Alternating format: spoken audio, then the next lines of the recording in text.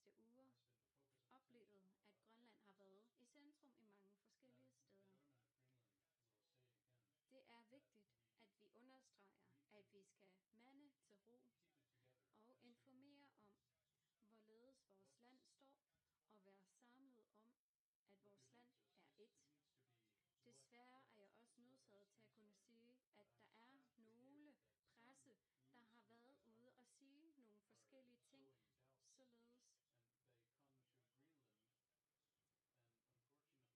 således at sige noget, således at de bringer nogle ting, der egentlig ikke er så godt for befolkningen, og sætter befolkningen i uro, fordi det er rigtigt, når vi på sigt også prøver at så vidt muligt at informere om, hvad der sker, at der er nogle presse, der går ud og melder, at valget er i gang.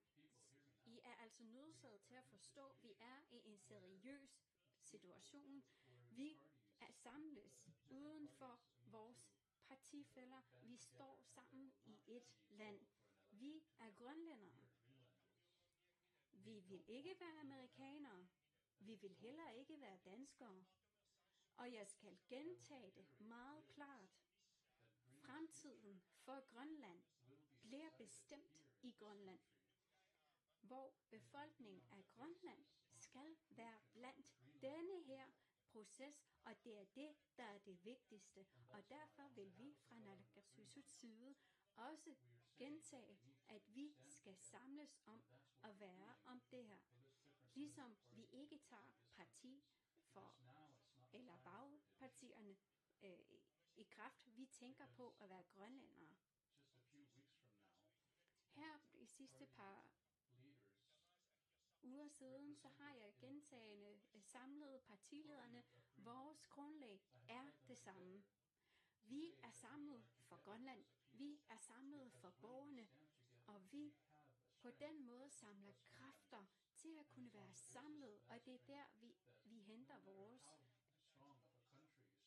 kræfter, således at vi skal være samlet. Og jeg skal gentage det igen.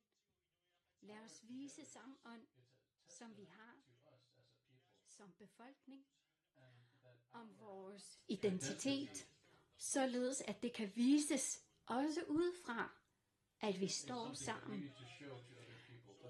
Selvfølgelig er der flere lande, der kigger ind til os og kigger på vores land med interesse. Og ja, vi har samtaler. Vi kan ikke have nogle åbne samtaler, om det så er inden for Naalakkersuisuts sager, eller inden for det diplomatiske. Men så vil vi jo selvfølgelig på samme ånd samles om at samarbejde med forskellige lande, som vi gør med Danmark, og som vil gøre med amerikanerne. Selvfølgelig så er der også flere kanaler, vi også har disse samtaler med. Vi håber, at ligesom de seneste 80 år har haft et samtale med amerikanerne i forhold til sikkerhed, og det kommer op igen og igen. Den samtale, som var i går, bliver en del som samtale, vi også får i morgen, således at det her forsvar og sikkerhed og de samtaler, der omhandler om disse, stadig bliver holdt, som det gjorde. Selvfølgelig er det også i den idé, at vores politiske virken skal også moderniseres, og det skal også være i takt med nutiden. Jeg skal slet ikke sætte det i skjul, at vores situation lige nu er meget svært.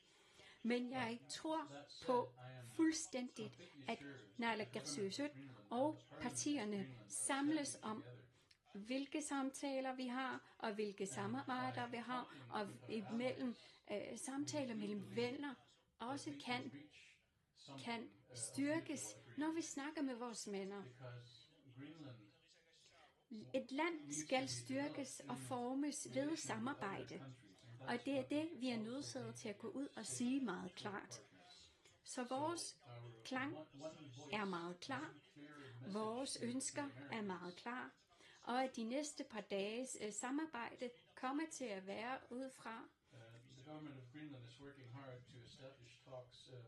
hvordan vi kommer til at håndtere disse samtaler med amerikanerne også. Jeg står her sammen med udenrigsminister og naalakkersuisoq for udenrigs, således at disse også kan komme på kant med, hvad det egentlig er, der bliver snakket om. Og lad mig gentage det. Vi som grønlændere skal stå sammen. Vi skal stå sammen og have vores styrke i, at vi er i os. Vi stoler på os, og vi bruger vores kræfter og henter kræfter i hinanden. Fordi det er også en grundlag for, hvordan vi i samme ånd kan stå sammen. Og Nuka, værsgo. Tusind tak. Den her pressemøde er et udmelding til vores borgere om, hvordan vi står og hvad situationen er.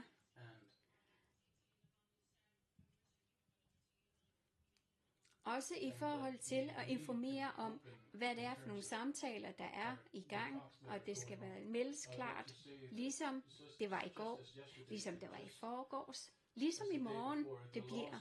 Så har vi stadigvæk et samarbejde med allierede, og det kommer til at stå i fremtiden også. Også selvom disse arbejde er taget i gang, før den nye præsident er taget i ed, så er disse arbejde stadigvæk i gangværende. Når vores land bliver snakket rigtig meget om Grønland, selvfølgelig, så er det vigtigt, at samtalen bliver holdt med os og ikke uden om os. Vi er også nødsaget til at stille os i en situation, hvor vi ved, hvor vi står med hinanden. Og det er så det arbejde, vi har i gang sat og stadig er i gang med.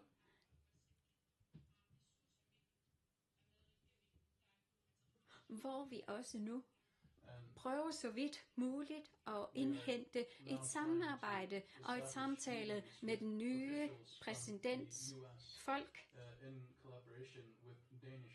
Samarbejde med det danske stat, så ønsker vi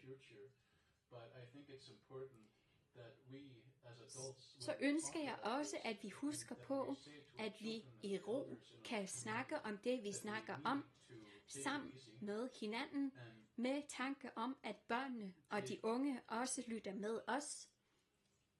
Fordi det er vigtigt at være informeret om, hvordan vores samarbejde kommer til at forholde sig i fremtiden. Så det er derfor, at det er meget vigtigt, at vi er samlet om det her, og føler, at vi er samlet i det her. Så den mest vigtige emne lige nu, det er at informere om, hvad situationen er, og hvad. Selvom det selvfølgelig bliver sagt, at der er en masse ting, vi selv ikke kan styre, men vi skal også kunne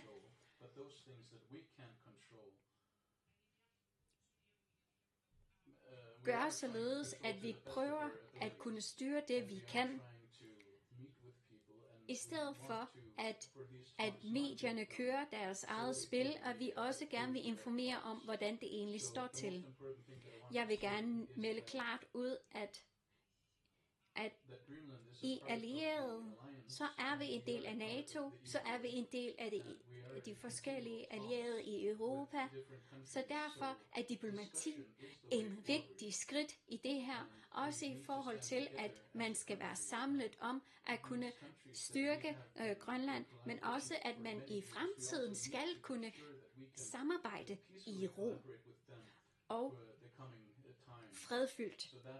Så det er således, jeg gerne vil meget kort give en lag på, hvad det er, der er med vores situation. Ja, vi starter med Sermitsiaq og KNR.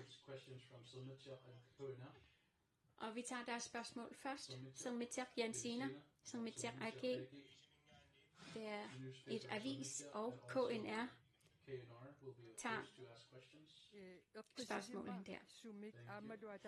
Når I mander til ro og ønsker, at der er et sammenhold, men så kan vi godt mærke, at den nye præsident slet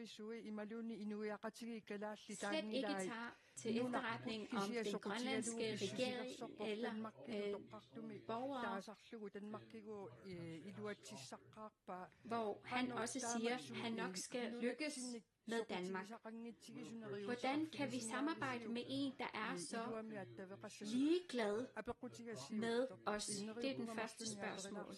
Og hvis I ikke har noget mod, vil jeg gerne spørge 2 spørgsmål. Og den anden spørgsmål, det er,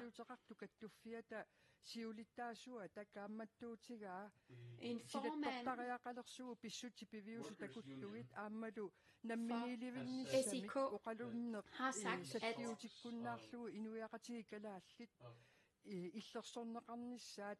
Grønlands befolkning skal beskyttes, og derefter også skal have grundlag for at kunne arbejde med det, de arbejder med, og være en blandt af deres land. Hvordan reagerer I for hans reaktioner? Det første spørgsmål, så tager jeg den. Naalakkersuisut vil altid gøre klart, at borgerne i Grønland og sammenholdet i Grønland bliver klart meldt ud til sine allierede. Om det så er amerikanere, om det så er danskere, om det så er EU-lande eller en helt anden land. Der er det et stort arbejde, vi udfører fra vores side af. Det er at melde klart ud om, hvad det er for et stemme, vores land kommer med, og det er det, vi prøver at arbejde med i forhold til det nye kontor, og der er blevet sat i ed i Amerika, fordi man kan ikke komme uden om, at hvis de vil snakke om Grønland, så skal de snakke med Grønland. Jeg tror på, at vi kan arbejde os imod at kunne få det sat på sammen, fordi Naalakkersuisut har det rigtig meget i sinde, at vi skal være samlet lige meget hvilket parti vi holder med. Og det er sådan, vi skal gå videre i disse dage. Meget kort kan man også nævne, at samarbejde med Danmark bliver ikke sat spørgsmålstegn i. Den forbliver lige meget hvordan Grønland bliver sat i spil, så forventer vi også, at man i fremtiden vil kunne samle disse 3 lande og have et samtale, således at vi står klar i, hvad det er, vi laver, og hvad vi forventer af hinanden. Så i forhold til det status, vi er i, skal man ikke misforstås, at vi prøver at klippe i vores samtaler. Det vi ønsker er ligeværdighed i blandt samarbejde, ikke at vi ønsker at klippe samarbejde.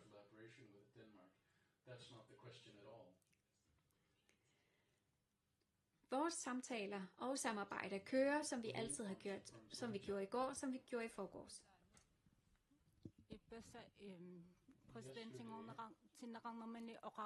I går så sagde den nye præsident ikke noget om Grønland, men fra sin kontor meldte han, at han ønsker Grønland endnu mere. Hvordan vil du reagere på det? Vores land og vores befolkning er dem, der kommer til at bestemme, hvad der kommer til at ske. Andre folk kan ikke bestemme over, hvad vi skal gøre. Andre lande kan ikke bestemme over, hvad vi skal gøre. Vi skal gå ud fra, hvad vores befolkning, hvad vi som grønlændere har bestemt os for. Selv blandt partierne er det også formålet. Og samarbejdet har aldrig været i så stærkt punkt. Når vi når i en kritisk punkt, så når vi altid også ud i det samarbejde, der er stærkest. Lige meget hvilke stormagter, der prøver at bruge deres magt til at tage over, så ved vi jo også, at når vi har et demokrati, at vi også kan blive hørt. Og det er derfor, og i forhold til det, vi arbejder med i Grønland, som naalakkersuisut. Jeg forventer også, at man i flere år i Arktis vil samarbejde med forskellige lande i en fredelig samarbejde. Således at vi arbejder om, at det er et lavspændingspunkt, fordi det også er vigtigt for dem, ligesom det er vigtigt for os, at disse sker på en fredfuld måde. Og det er det, vi prøver så vidt muligt at klargøre. Selvfølgelig med tiden, så vil vi give de informationer, vi får videre til befolkningen, fordi det er grønlænderne, der skal kunne sige noget i forhold til demokratiet, ligesom man gør i resten af verden. Det er det vigtigste, vi også skal huske på, og som jeg er fuldstændig sikker på, at man selv i flere lande har arbejdet med, vil respektere demokratiet. Oline, den sidste, og så går vi videre til Koina. I forhold til forsvar og sikkerhed, så er det grundlæggende og meget vigtigt, at befolkningen er informeret, men også den standpunkt, at Arktis skal være et lavspændingsområde. Gadat vil Grønland åbne op for mere militært. I forhold til forsvar og sikkerhed, så har vi allerede et strategi, som vi har på plads, og det er den, vi står med. Og det er det, vi har til baggrund. Vi kan jo ikke selv bestemme, hvor vores land ligger. Den er, hvor den er. Og derfor giver det os også et stort ansvar for, hvordan verden ser ud. Men vi følger også med, hvordan resten af verden forholder sig. Og det er så derfor, at der også er blevet placeret et stort ansvar i vores hænder i forhold til, hvordan man vurderer verdensfreden. Fordi vores sikkerhed er også Amerikas sikkerhed. Så det er lige meget, hvilken skridt verden tager, så er det vigtigt, at vi som befolkning står sammen og også bruger alle vores kræfter for at kunne samle de hjerner, som vi har brug for. Selvfølgelig, vi skal have disse samtaler, vi har brug for, og således, at vi står klart med, hvad det er for nogle formål, vi står med. Men det, jeg gerne vil sige meget vigtigt, det er, at allierede er allierede, og lovgivningen står fast i, hvad man kan og må. Hvor man også ved, at der er nogle, som ikke står med os, som også rækker deres øjne mod os og kigger på, hvad vi gør. Og derfor er vi også i gang med at lave nogle større aftaler, således at vi kan danne et sikkerhed, man ikke er i tvivl om.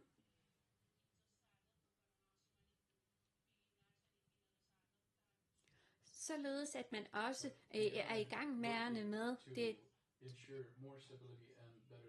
kunne stå med i klart sikkerhed. Og Koina? Mange gange fra Koina. Hvordan vil du gøre klar, at Trump forstår, at Grønland er grønlændernes, også i forhold til sikkerheden, at Trump har brug for Grønland, men at vi at han forstår den del. Hvordan får I det på plads? Vi vil efter det rette spor igennem vores repræsentationer og igennem vores mennesker gøre klart, hvad det er, vi står med. Ligesom vi som Naalakkersuisut også står med at forklare og gøre klart, hvordan vi står. Som det næste, at vi får dannet et møde, så vi kan gøre klart, hvad det er, den grønlandske folk gerne vil. Og det er der, vi arbejder med. Og vi forventer også, at disse samtaler vil kunne gøre, at vi kan komme videre i denne her sag og komme over denne her sag. Man er nødt til at sige, at i sidste 80 år, så har man under sikkerhedsmæssige aspekter samarbejdet med Amerika om disse ting. De har allerede militære baser her i Grønland, og vi har et base, som er vigtig for deres standpunkt, så vi er nødsaget til at kunne sige fra starten af, samtale og samarbejdet med Amerika sammen med vores allierede bliver lige så vigtigt for alle og forbliver, som den er, som det var i går, som det var i forgårs, som det bliver i fremtiden. Jeg mener, at spørgsmålene er blevet svaret. En anden spørgsmål fra KNR.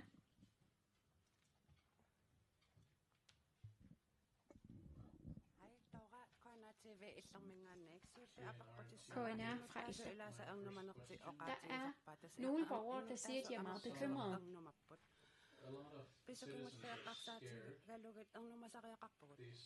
Så vores spørgsmål er, skal vi være bekymrede? Og selvfølgelig er de sidste ting, der er sket, meget bekymrende, og det er meget forståeligt, at der er flere i befolkningen, der er bekymrede, og som også føler, at der er uro i dem. Det kan vi godt forstå. Men det vigtigste er nu, at man mander til ro, at man roligt skal kunne samles, for ikke at få vores samånd i styr.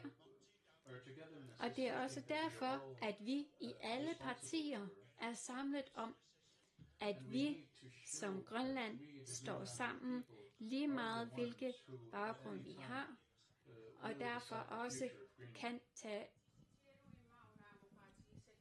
beslutte, hvad der skal ske i fremtiden. Det er måske vigtigt at sige, at Amerika er med i allierede. Vi er alle en del af NATO, og vi er alle en del af den aftale, der står i, at man har menneskerettigheder. Så vores vigtigste ståsted er også, at vi har nogle love, der gør, at vi kan stå, hvor vi er.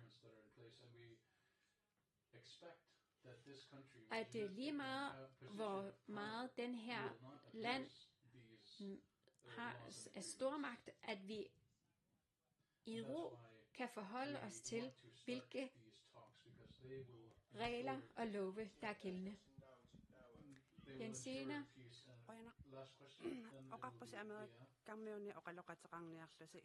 I siger, I gerne vil snakke med nogen fra Amerika.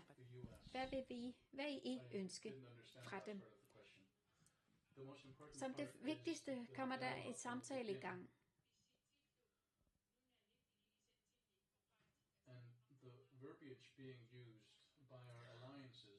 Og i forhold til de ting, der bliver sagt fra vores allierede, også de ting, der ikke er særlig gode, det bliver sat i spotlyset, og så skal vi også kunne fortælle dem, at vi som resten af verdenslandene også har en frihed til at stå selv. Også at allierede er allierede og ikke går ud fra, hvad man selv ønsker, og derefter også har en demokratisk samarbejde i forskellige alliancer.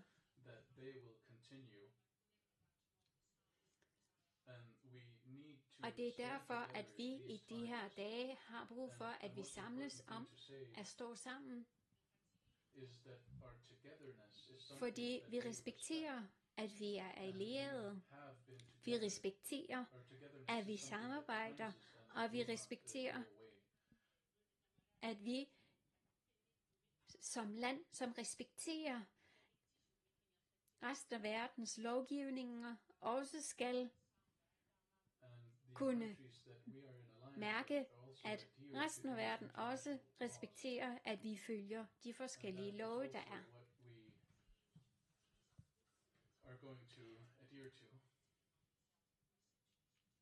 Og vi arbejder så for, at vores samarbejde kan blive styrket. Jeg bliver ikke svaret ordentligt, men om ikke man kan stoppe på forhold til, hvad der sker i forhold til ham, Jeske Bertelsen sagde. Fordi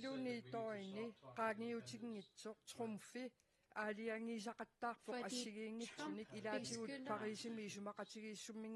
og bestemmer en masse ting allerede. Olie og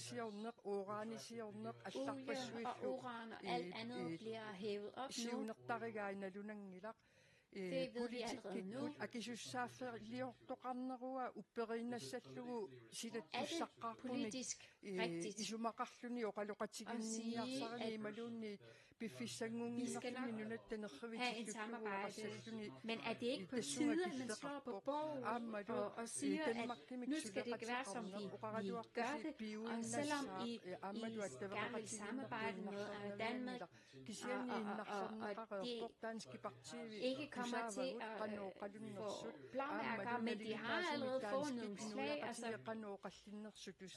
vi har jo allerede hørt, hvad de danske befolkning snakker om, og hvad de mener om det her. Det virker lidt som om, at I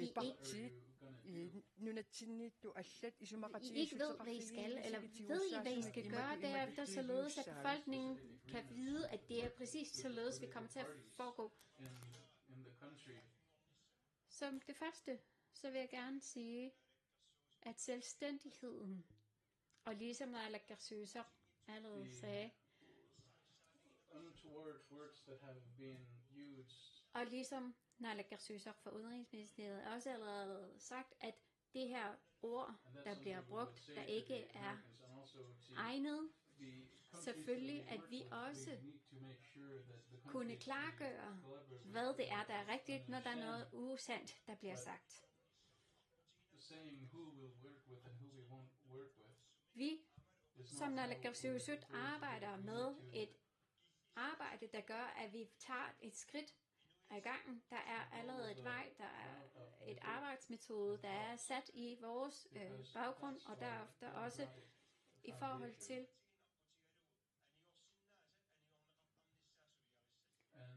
og vi også arbejder med, at vi kommer over disse forskellige kriser, som vi også bliver sat i.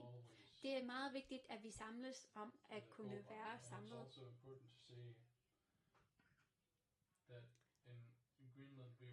I Grønland så arbejder vi med at følge nogle love, ligesom i Danmark, at man følger internationale love, og det er jo de veje, vi følger. Og det er derefter vores arbejde går fra. Selvfølgelig så kommer vi til at råde over, om disse lovgivninger følger trop. Man kan ikke gå ud og sige, at vores samarbejde de bliver klippet på baggrund af det, der sker nu. Vores samarbejde kommer til at blive og samarbejder ligeværdigt med andre,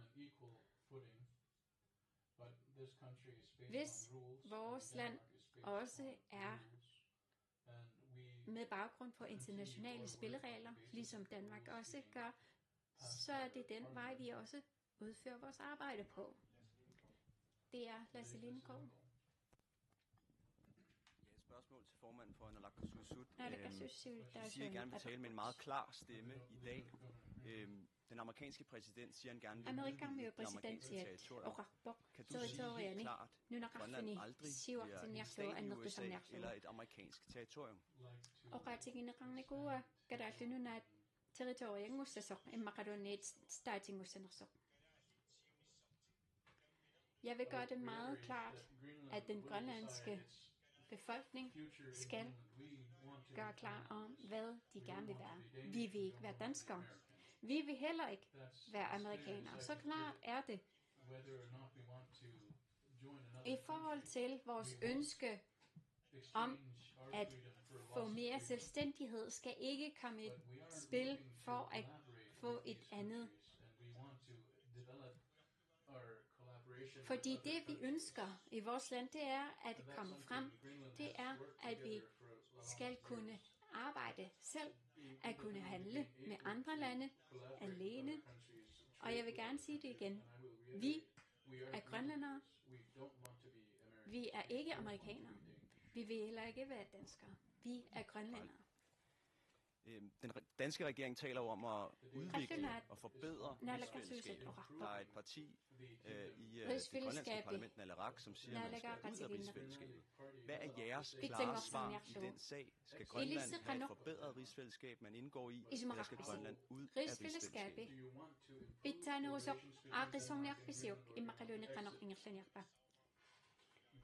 Grønland kommer til at arbejde ud for det, Grønland gerne vil. Det vigtigste er nu, at grønlænderne altid skal kunne bestemme, hvordan deres eget fremtid kommer til at se ud. Også i forhold til, hvad der kommer til at ske i fremtiden. Så derfor er sammenhold vigtig.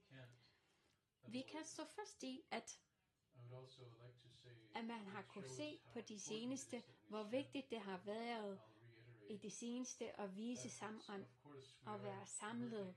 Selvfølgelig er vi i gang med arbejdet.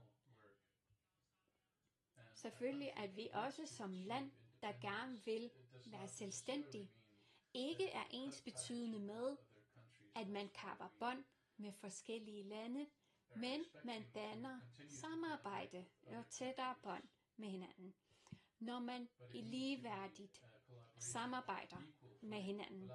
Den sidste spørgsmål herfra.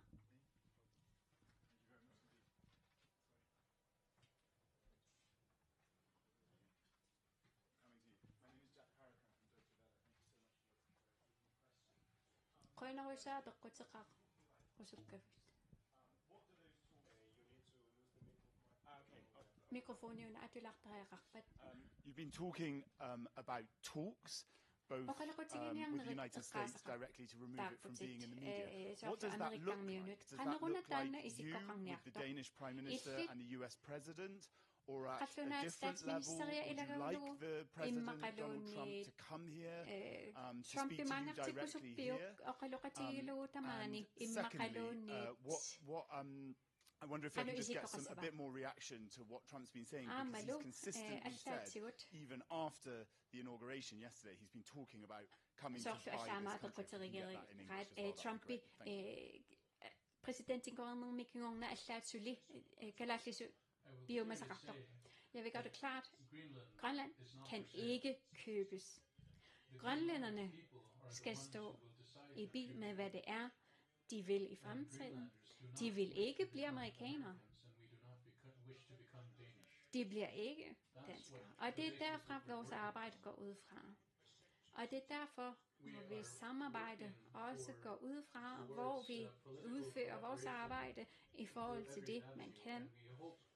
Og vi håber, at det kan komme på plads meget snart. Jeg kan ikke sige, hvem der er med i møderne, men det bliver et højt prioriteret politisk samarbejde og samtale, der kommer til at holde sted. Jeg vil gerne nævne, det er som om, der nogle gange bliver glemt, at disse samarbejder, vi allerede kører nu, og som vi har gjort i flere år, altså det er ikke nyt for os, at vi samarbejder med Amerika. Det er ikke nyt, at vi i handel, i uddannelse, i sundhed og flere forskellige aspekter allerede har samarbejde, som vi gerne vil styrke.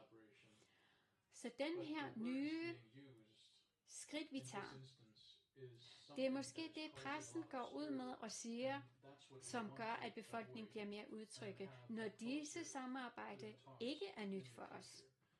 Og vi er allerede i gang med disse forskellige samarbejder nu, som vi har gjort, og som vi også kommer til at gøre i fremtiden. Og det er nu, vi stopper vores pressemøde. Vi skal stå sammen som land. Alle partierne er samlet og bruger alle vores kræfter på at stå sammen for vores land. Selvom vi er få mennesker i landet, så er vores stemme stærkt. Og det, der bliver råbt ud, er måske lidt stort en gang imellem, men der skal vi mande til ro og sige, at fremtiden, der giver muligheder, kommer til os. Selvom verdensorden måske er lidt på spil. Men tak, fordi I følger med, og vi vil lade jer informere om, hvad der sker i fremtiden. Og det er så nu, vi holder for vores pressemøde.